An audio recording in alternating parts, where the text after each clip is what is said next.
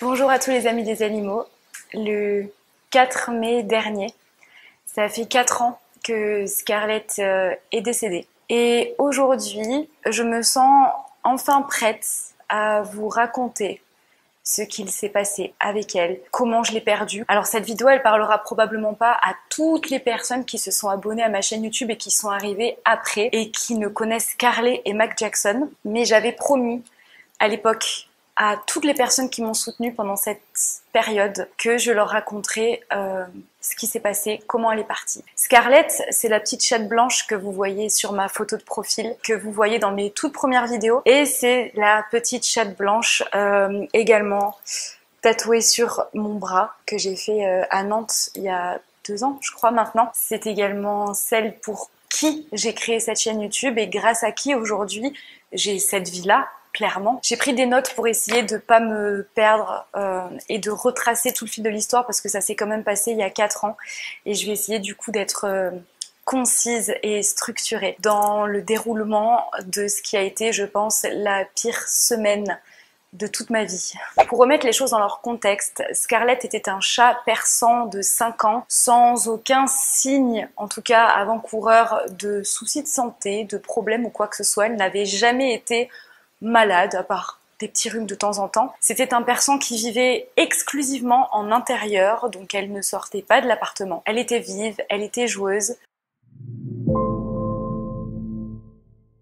Dans les alentours du 20 avril 2017, Scarlett a chopé une très grosse fièvre, une hyperthermie. On l'a amenée chez le vétérinaire, elle avait à peu près 40,3 de fièvre, donc on l'a mise sous antibiotiques. Ça s'est amélioré, on s'est dit que c'était probablement un petit coup de froid. Mais 2 jours plus tard, elle s'est mise à avoir des période d'hallucination, du beating fly, comme avait dit le vétérinaire. En gros, avec sa patte, elle essayait d'attraper des choses qui n'existaient pas. Elle venait nous voir pour des câlins et quand on la caressait, elle se mettait à nous agresser, à nous donner des coups de griffes. Elle s'en allait en courant, elle avait peur de nous, elle marchait à reculons. C'était très perturbant, on ne savait pas du tout ce qu'elle avait et moi j'étais extrêmement mal pour elle de l'avoir terrifiée comme ça. Ça le faisait 2-3 fois dans la journée. Après, le reste du temps, elle était normale. Puis ces hallucinations se sont transformées en crise de désorientation. Elle se mettait à courir partout dans l'appartement comme si quelque chose la poursuivait et elle finissait par faire de l'hyperventilation, de l'hypersalivation, donc elle bavait de partout en étant complètement épuisée. Je me souviens d'ailleurs vous avoir fait une story sur Snapchat à ce moment-là parce que j'étais extrêmement mal. Coucou Snapchat, j'espère que vous allez bien. Juste un petit snap pour vous expliquer pourquoi est-ce que je suis un petit peu absente en ce moment des réseaux sociaux. Je suis désolée. Mais suite du coup au problème de santé qu'a eu Scarlett, elle a eu une grosse montée de fièvre, etc. Il y a eu d'autres symptômes. Donc je l'ai amenée 2 fois chez le vétérinaire et ils n'ont pas été capables de trouver ce qu'elle avait, donc ils lui ont donné des antibiotiques qui n'ont pas servi à grand chose de toute façon ce qu'elle allait mieux. Et je ne sais pas si c'est lié, mais depuis 3 jours maintenant, elle a commencé à développer de nouveaux symptômes qui sont assez inquiétants. Donc si vous vous le demandez, elle a des hallucinations, donc elle joue, elle essaie d'attraper des trucs qui n'existent pas, elle a peur de choses qui n'existent pas. Donc il y a 2 possibilités, soit elle nous fait une réaction sur le tard par rapport à l'arrivée de Jackson, comme si elle comprenait qu'il allait rester avec nous et du coup elle le vit très mal, auquel cas on recherche une nouvelle habitation avec un jardin, ou soit c'est quelque chose de plus inquiétant, et c'est la raison pour laquelle on a pris rendez-vous demain matin à 9 h dans un centre de neurologie pour lui faire un scanner du cerveau, histoire d'éliminer les doutes qu'on peut avoir sur une éventuelle tumeur ou quelque chose qui déraille complètement. Enfin voilà, j'espère que c'est pas physique, j'espère que c'est juste psychologique, j'espère que c'est juste traumatique, du stress, parce que ça, on le soignera avec le temps, j'espère juste que c'est pas quelque chose de physique et de plus grave. C'est atroce en fait de se sentir aussi démuni face à un être qu'on aime et qu'on voit souffrir et qu'on a envie d'aider, mais qu'on peut rien faire parce qu'on ne sait pas. Bref, de toute façon, je vous tiendrai informé demain quand on aura des résultats, quand on en saura plus évidemment, et bah, j'espère que vous allez tous bien. Nous étions le lundi 23 avril 2017 et j'ai décidé de prendre rendez-vous pour lui faire un scanner du cerveau puisque je m'étais dit qu'il y avait probablement un problème à ce niveau-là et qu'il fallait qu'on en sache plus. Il y avait vraiment quelque chose qui n'allait pas. Le rendez-vous était pris, je me sentais soulagée, tout était parti pour qu'on passe une bonne soirée jusqu'au moment où Scarlett s'est mise à convulsionner. Je sais pas si vous l'avez déjà vu sur un de vos animaux mais c'est très impressionnant. Elle s'est mise à trembler sur elle-même. Je me rappelle même plus. J'étais choquée, c'était sous mes yeux en fait que ça se passait. Et là j'ai hurlé, j'ai paniqué, j'ai fondu en larmes, je me suis jetée sur elle et mon conjoint de l'époque a pris son téléphone et a appelé la clinique vétérinaire la plus proche de chez nous le soir pour qu'on l'amène en urgence. Scarlett a fini par se calmer et on l'a amenée directement à la clinique vétérinaire qui a accepté de la recevoir. Il devait être dans les alentours de 20h30. Cette clinique vétérinaire, elle appartient à un couple. C'est le monsieur qui l'a prise en charge et il nous a dit qu'il allait la garder toute la nuit pour faire différentes analyses, bilan sanguin, pour essayer de voir ce que ça pouvait être. Je lui ai dit qu'il n'hésite pas à m'appeler s'il y avait besoin, s'il y avait un souci ou quoi que ce soit. Mon téléphone était sur sonnerie et il resterait sur sonnerie toute la nuit. Le lendemain, j'ai été réveillée extrêmement tôt et je tenais plus en place et j'avais qu'une envie, c'était que le vétérinaire m'appelle puisqu'il m'a dit que c'est lui qui m'appellerait pour me tenir au courant. Il finit par m'appeler et me dire que le bilan sanguin n'avait rien révélé d'anormal hormis un taux de globules blancs élevé, ce qui était normal suite à ce qu'elle venait de faire, mais qu'il était inquiet puisque Scarlett s'était montrée agressive toute la nuit, qu'il avait été obligé de la sédater à plusieurs reprises, que je pouvais venir la chercher mais qu'elle se trouvait dans un état actuel extrêmement faible suite à la sédation, ce qui d'après lui était normal. Je me souviens lui avoir dit mais il n'y a pas de risque de l'avoir sédatée comme ça à plusieurs reprises et il m'a répondu j'avais pas le choix, c'était ça ou je me faisais mordre.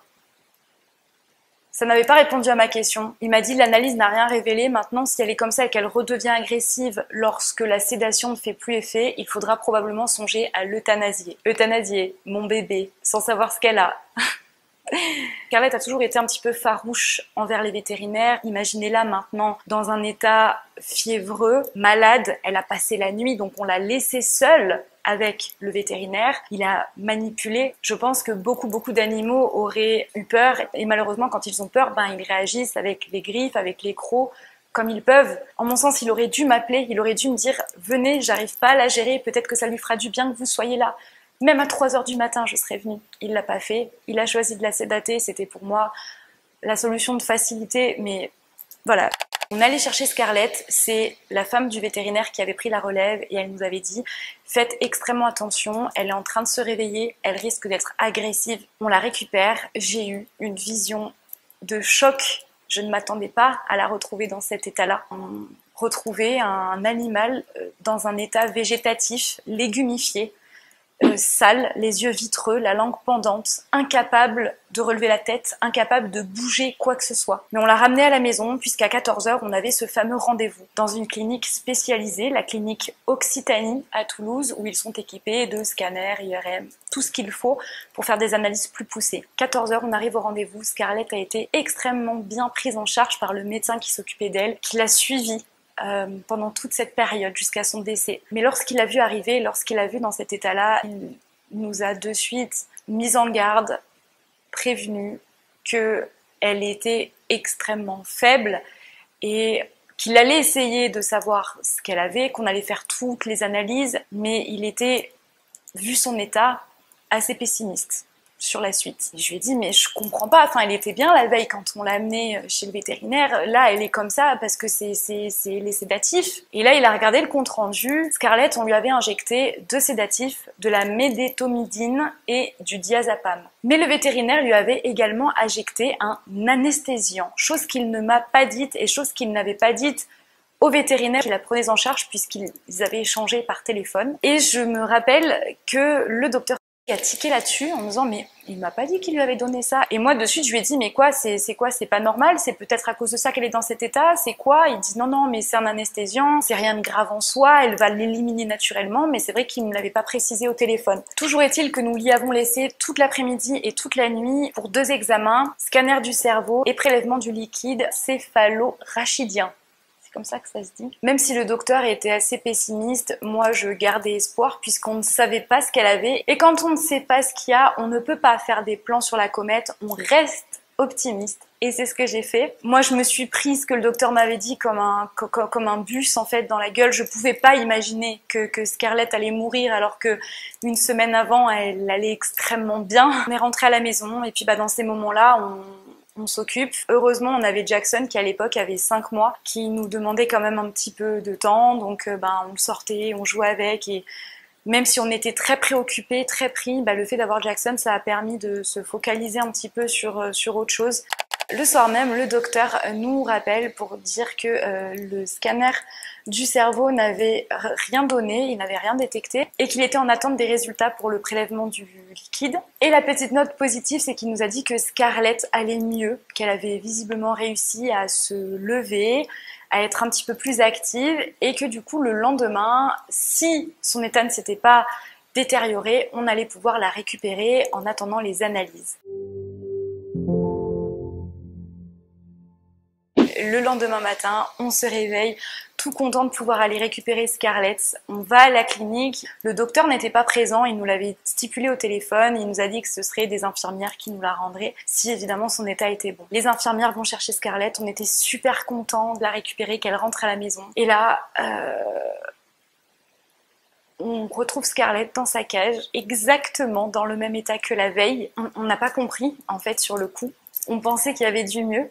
On le dit aux infirmières qui nous disent elle est comme ça depuis ce matin, après elle sera peut-être bien chez vous, ça va lui faire du bien de retrouver son environnement. Donc nous on n'a pas cherché à comprendre plus loin, on s'est dit oui, après tout de toute façon elle sera probablement mieux à la maison que dans une clinique où elle connaît personne. Et là on a fait le choix et on a pris la décision de placer Jackson dans une famille, donc une pet sitter qui nous l'avait déjà gardé le temps d'un week-end pour que Scarlett puisse se reposer et pour qu'on ait toute notre attention sur elle et qu'en plus de ça on ne fasse pas vivre d'émotions trop fortes à Jackson. On voulait aussi le préserver un petit peu de ce cadre-là. Donc on l'a déposé dans cette famille qui nous l'a gardé le temps de la convalescence de Scarlett. Voilà, on voulait vraiment lui recréer un environnement le plus zen possible. Et là, donc on a fait tout ce qu'on pouvait faire. Hein. On la nourrissait à la pipette avec du pâté et de l'eau, puisqu'évidemment elle était en incapacité de se nourrir elle-même. Elle ne pouvait même pas bouger. C'était un tas de chiffon, si vous voulez. Donc on la nourrissait, on lui faisait beaucoup de caresses, on lui donnait de l'amour. Il n'y avait rien en fait, elle était là, mais sans être là.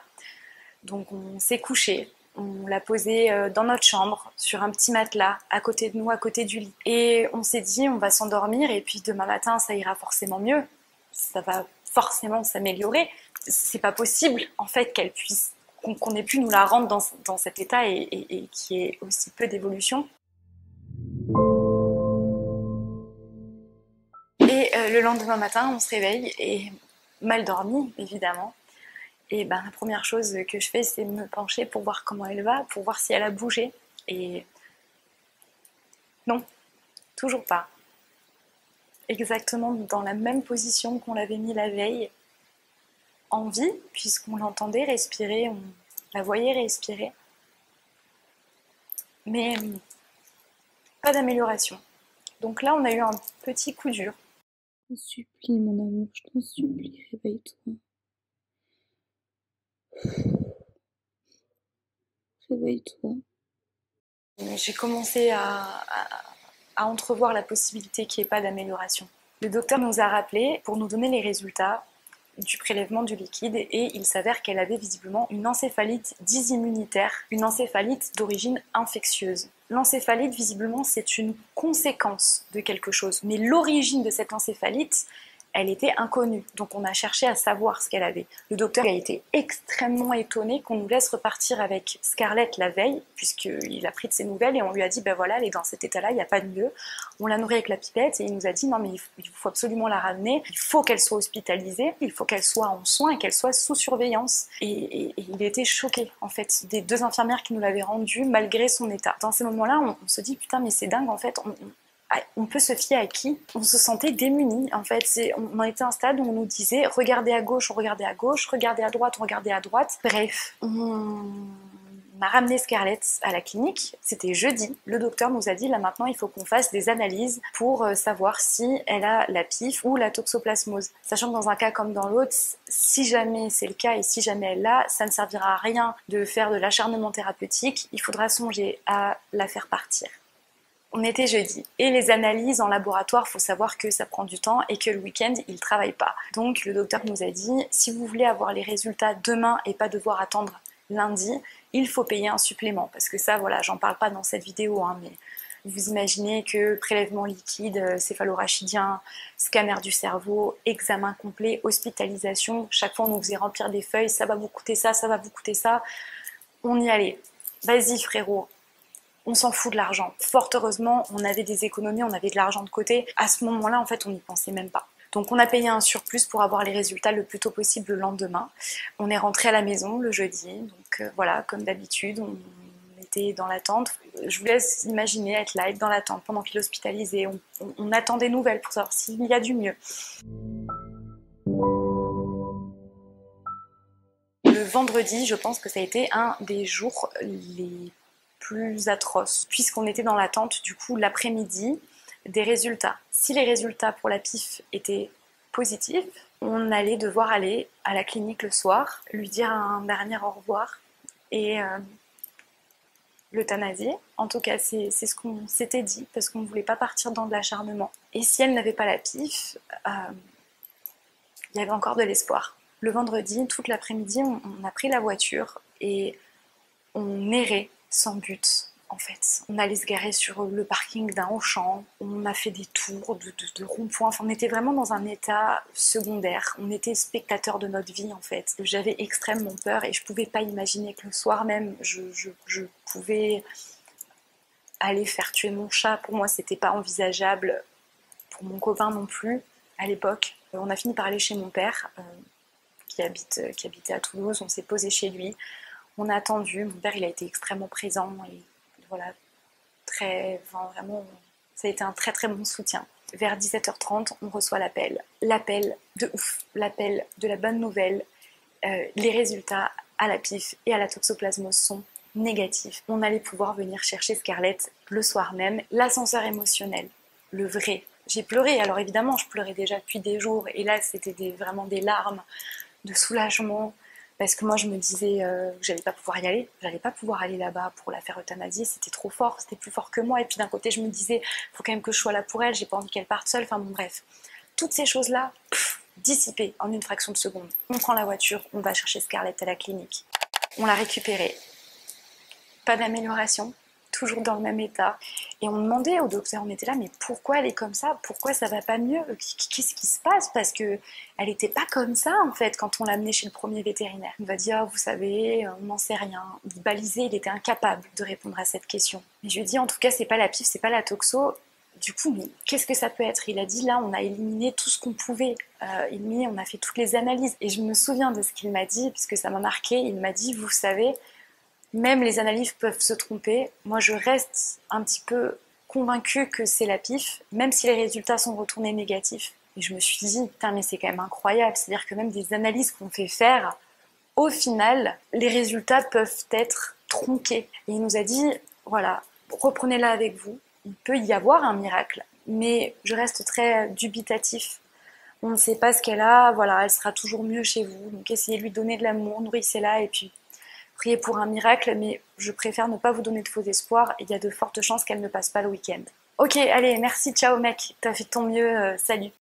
On l'a ramenée à la maison et puis bah là, il s'est passé un truc incroyable dans la voiture. Scarlett, qui ne bougeait pas depuis des jours, s'est retournée dans sa caisse. C'est-à-dire que sa tête était là, vers l'extérieur, la grille.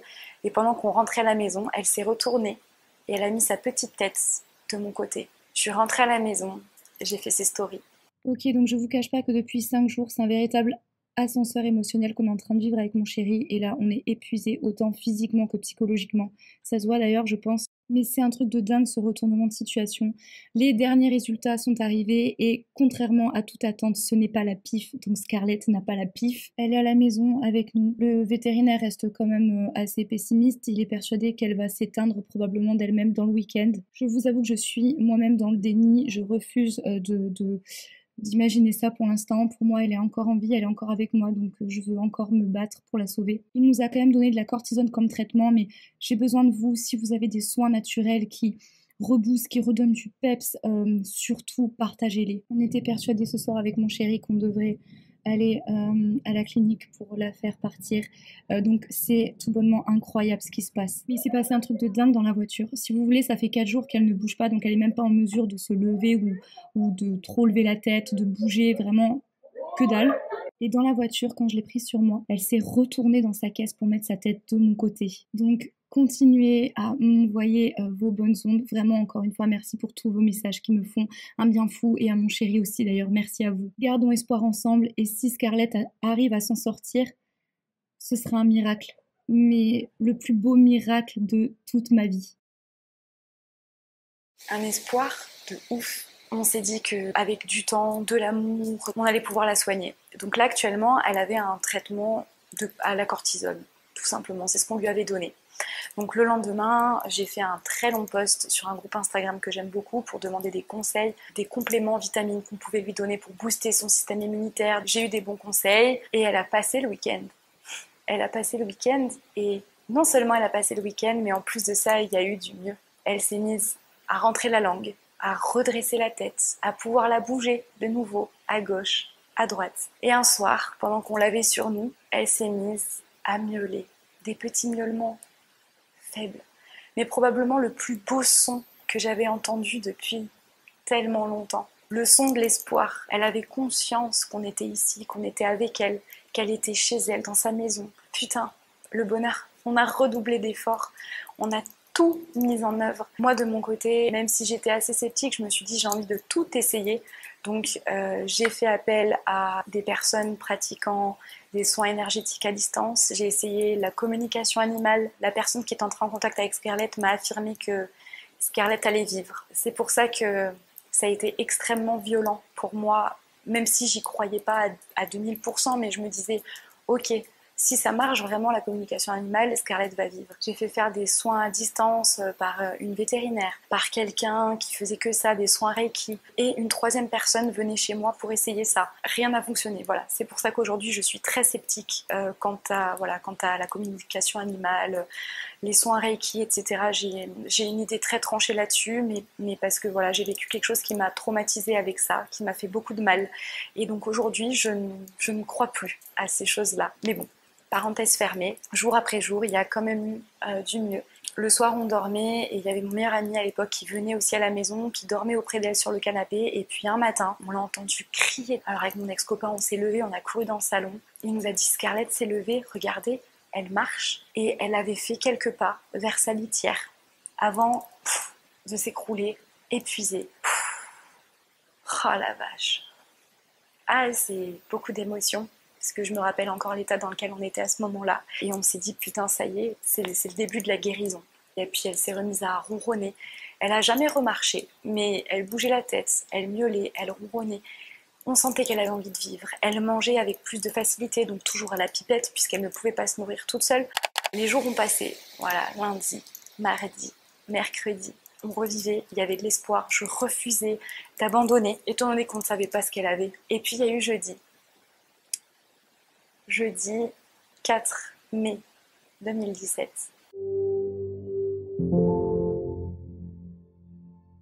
Je suis rentrée du travail, je l'ai retrouvée où elle me semblait extrêmement bizarre. Toute la soirée, elle faisait des miaulements lents, comme une complainte. Je sentais qu'elle avait un peu du mal à respirer. Elle n'allait pas bien. Je le sentais. J'ai eu le pressentiment que quelque chose n'allait pas. Je l'ai touchée, observée, et je me suis rendu compte de quelque chose que je refusais de voir jusqu'à maintenant. C'est qu'elle était dans un état d'extrême maigreur. Son corps était faible et son corps était en train de la lâcher, alors que son esprit luttait pour vivre. Je le sais puisqu'elle mangeait. Elle semblait vouloir aller mieux, elle semblait vouloir se battre. Mais le corps, lui, n'a pas suivi. Et ça m'a frappée. Je l'ai vue maigre, je l'ai vue faible. Et je sentais qu'elle essayait de me dire quelque chose, je sais pas, elle avait besoin de s'exprimer, peut-être qu'elle savait qu'elle allait mourir. Elle s'est mise à ronronner, comme pour se rassurer. Pardon, émotion. Le soir, comme à son habitude, on l'a installée pas dans notre chambre parce qu'il faisait froid dans notre chambre, juste derrière notre chambre en fait, à côté, dans le couloir. On lui a fait un petit nid douillet, je lui ai fait un énorme bisou, une caresse. Comme d'habitude, je lui ai dit ça ira mieux, ça va aller. Demain est un autre jour, demain est un jour qui te rapprochera encore de la guérison. On est parti se coucher.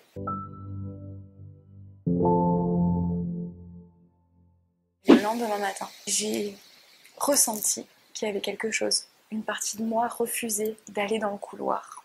Je sais pas, c'est indescriptible, mais je savais que quelque chose n'allait pas. Je l'ai fait. Et Scarlett était au milieu du couloir. Elle avait bougé pendant la nuit, elle avait réussi à marcher, elle avait rampé en direction de sa litière. Elle était inerte. J'ai vu sa petite forme. Je me suis dit, est-ce qu'elle est restée là parce qu'elle est épuisée ou elle bougeait pas? Je voyais pas respirer. Je suis rentrée dans la chambre et j'ai pas eu la force. Donc j'ai dit à mon copain, tu peux aller voir Scarlett s'il te plaît, je crois que ça va pas. Et c'est lui qui a eu le courage de s'approcher d'elle en premier et de poser la main sur elle. Elle était froide, rigide. Elle est décédée dans la nuit. On ne sait pas comment. Probablement de faiblesse, je sais pas. On a enveloppé Scarlett dans une petite serviette. On l'a posée sur le canapé en attendant que la clinique vétérinaire ouvre. On lui a fait des câlins à tour de rôle. On a profité des derniers instants ensemble. Et quand il fut l'heure de l'ouverture du cabinet veto, on a appelé, on l'a déposé. On a fait toutes les démarches, voilà, pour l'incinération, récupérer les cendres, enfin voilà, tout ça, c'est toutes ces démarches où on était vraiment un peu en mode zombie, quoi. On n'aura jamais su ce qu'elle avait, en fin de compte, et je pense que ça reste le plus frustrant. C'est de l'énergie, c'est de l'argent, c'est du temps, tout ça pour ne pas savoir comment elle est partie, de quoi elle est morte, est-ce qu'elle a été trop sédatée, est-ce que de toute façon elle aurait fini par être comme ça, je sais pas. Tant, beaucoup de questions. Mais ça m'a fait du bien de vous en parler aujourd'hui. Aux quelques personnes, puisqu'à l'époque on n'était pas très nombreux sur ma chaîne YouTube, mais vous étiez quand même très présents pendant cette période. Je vous avais promis cette vidéo et la voilà aujourd'hui. Merci de m'avoir suivi à l'époque, merci d'avoir été là pour moi. Aujourd'hui, ben voilà, j'ai fait mon deuil, j'ai refait ma vie. Mais Scarlett est toujours dans mes pensées, toujours dans mon cœur. Elle est gravée dans ma peau. Je pense à elle tous les jours. Et si vous êtes dans ce cas de figure, si vous vivez la même chose que moi j'ai vécu avec Scarlett, puisque ça a été long au final, hein, ça a duré à peu près 2 semaines d'agonie, d'ascenseur émotionnel, c'est très fatigant, très fatigant. Bon courage, entourez-vous et courage, c'est tout ce que je peux vous dire. On se retrouvera très rapidement pour une vidéo un peu plus joyeuse, hein, je vous le promets. Je vous fais à toutes et à tous un très gros bisou. Prenez soin de vous et prenez soin de vos animaux, vraiment. Profitez d'eux, profitez de chaque moment avec eux. Bye bye.